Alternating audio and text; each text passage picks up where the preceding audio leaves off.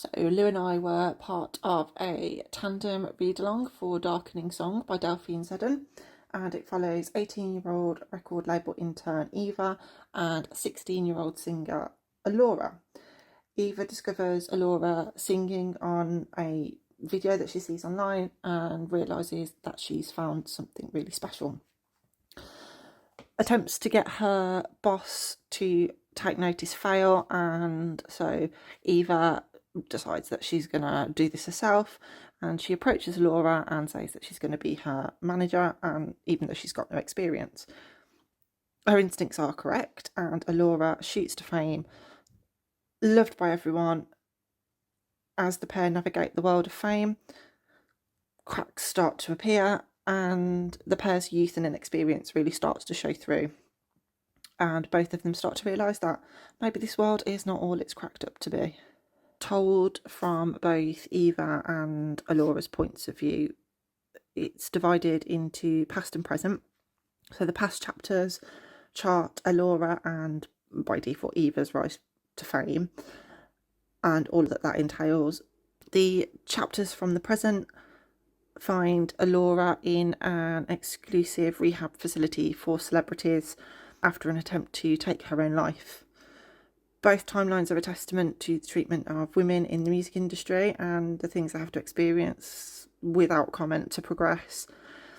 As I say, I read this as part of a read-along, and I think potentially I may have enjoyed it more if I had read through it at my own pace rather than doing little chunks over an extended period, as I found it quite slow going. Probably going to sound a bit strange, but I did really enjoy the sections where Alora was in therapy rather than the backstory involving both of them, because I just didn't really care all that much about Eva's parts. It's an incredible debut, and the amount of work that the author has put into this with the songs, etc., is just phenomenal.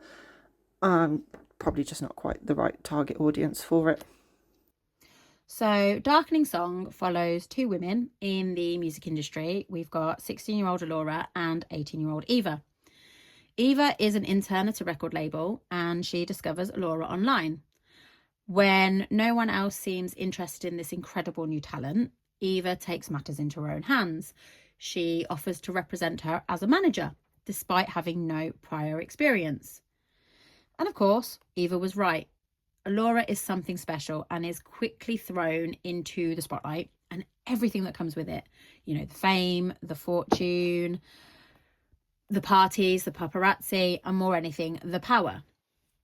But when her past starts to catch up with her, this new life becomes a little bit overwhelming, and it becomes clear that the bond between the two of them isn't as strong as it once seemed. You know, Eva is far too focused on ambition and success to recognise that Alora is struggling. So this story is told through dual timelines.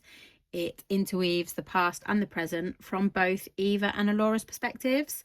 The past focuses on Alora's rise to fame and her eventual downfall into rehab, and the present centres on her time in this exclusive rehabilitation facility.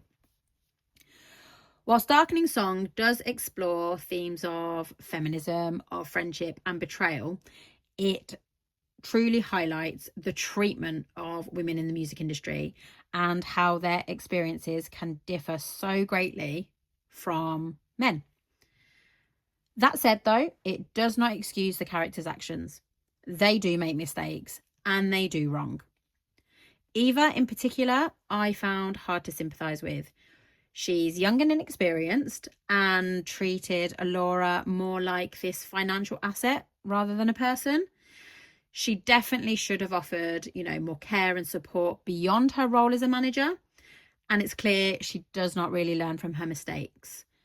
Even at one point, she acknowledges that women can be just as corrupted by power and greed as men. She doesn't do much to challenge that.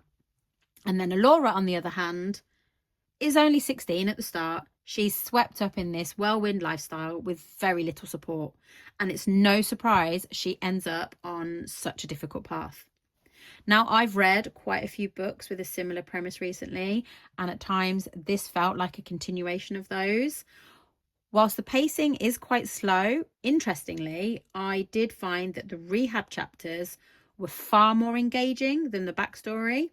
You know, watching Alora confront who she really is and begin to rebuild herself was far more compelling than her rise to fame. And I think it really emphasized how unprepared anyone would be for this industry, especially when you are battling your own demons alongside.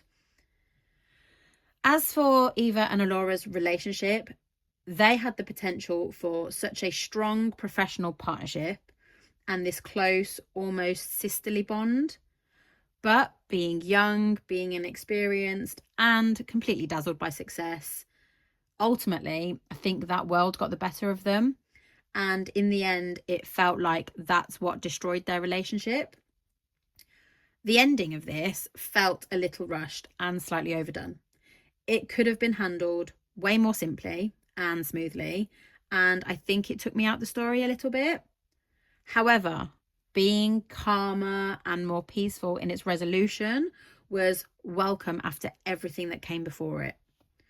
Overall, whilst not being perfect, it was a thought-provoking read that offers you an interesting look at ambition, power, and the darker side of success.